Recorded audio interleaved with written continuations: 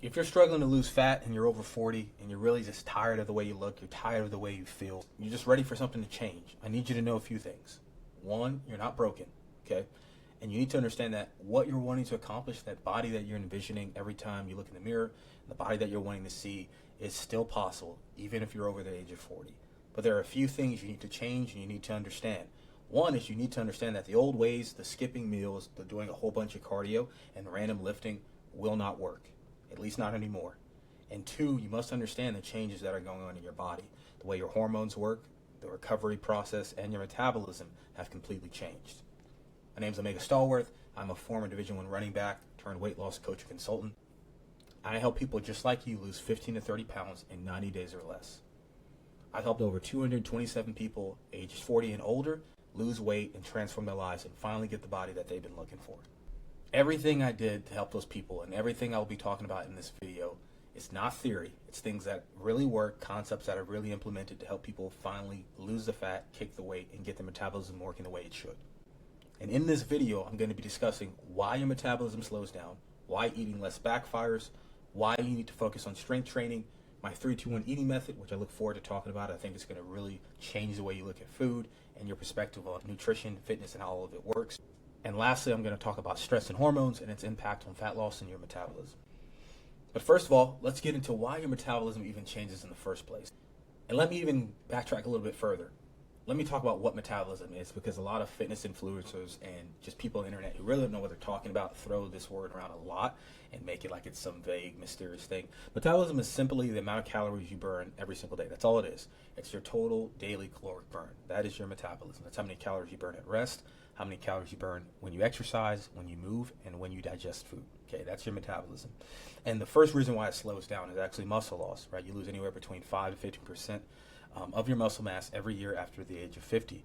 Muscle is your body's metabolic engine. It burns the most amount of calories in your body because muscle, if you pay attention to how your body's shaped and how it looks, even if you don't work out too often, you have what we call tonality or tonation. That tone is partially contracted muscle tissue, which requires a great amount of energy because muscle always stays partially contracted. So the more muscle you have, the faster your metabolism is going to be because the more calories you're burning. And inversely, you start losing muscle mass as you age, you have a slower caloric burn, which means fat loss becomes harder, fat storage becomes easier. And this is the main reason why, even though you're eating the same, you're noticing that you're burning less and you're still gaining weight. The second reason is testosterone decline, and this is for men and women, right? The lower testosterone is, the slower your body recovers and the more belly fat you're going to store. This is also why you start to feel lethargic, feel like you have no energy throughout the day. The third reason your metabolism slows down is actually insulin sensitivity.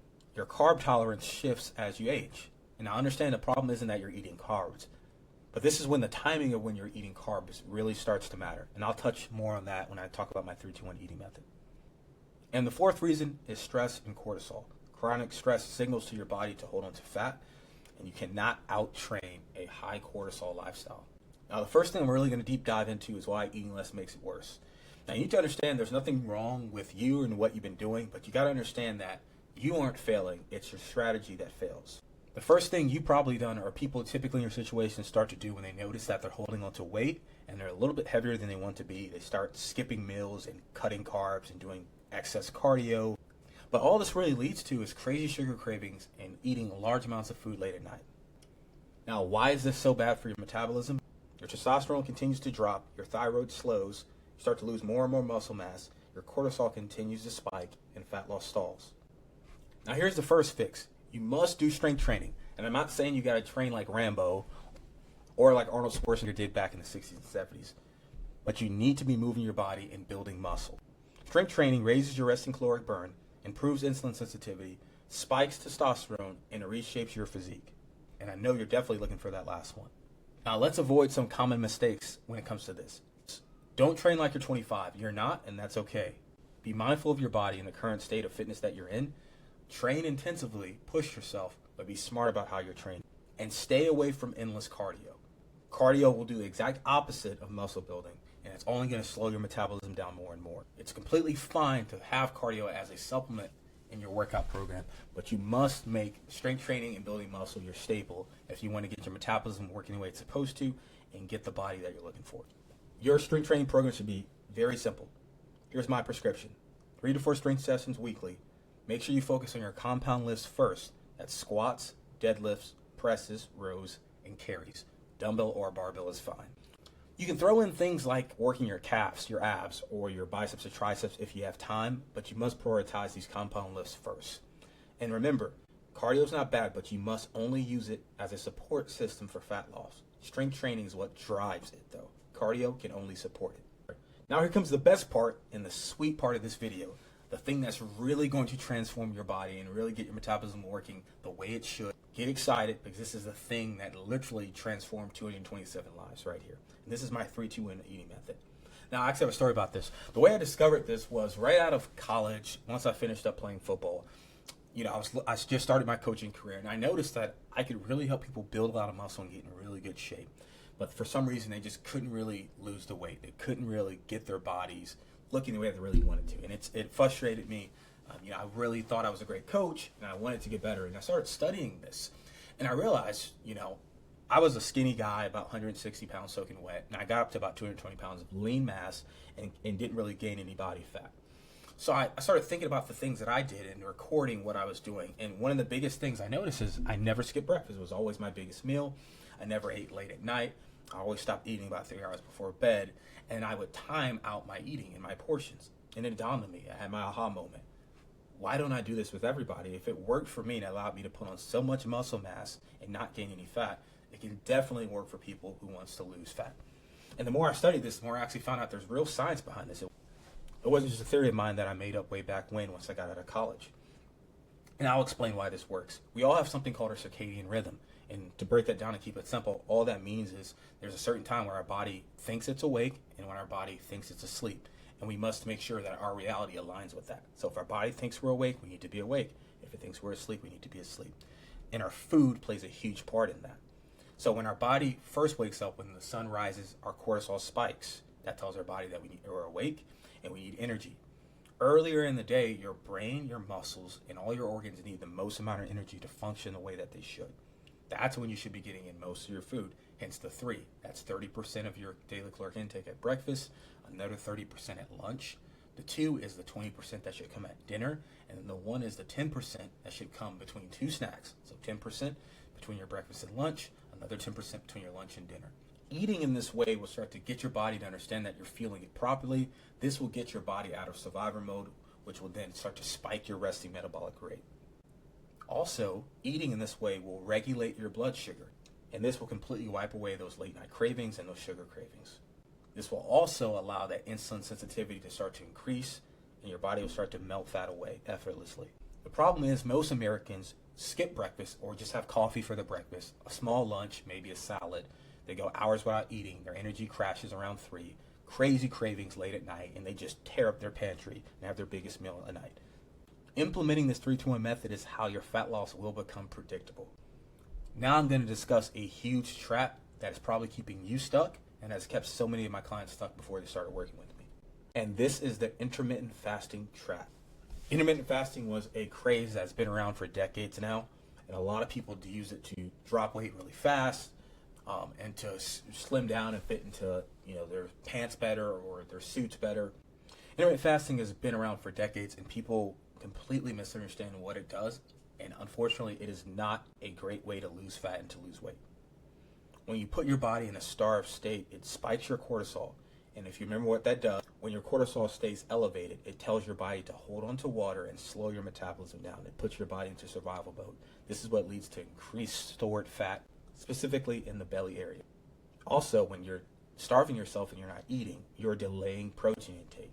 And when your body does not get sufficient protein in, you will start to lose muscle.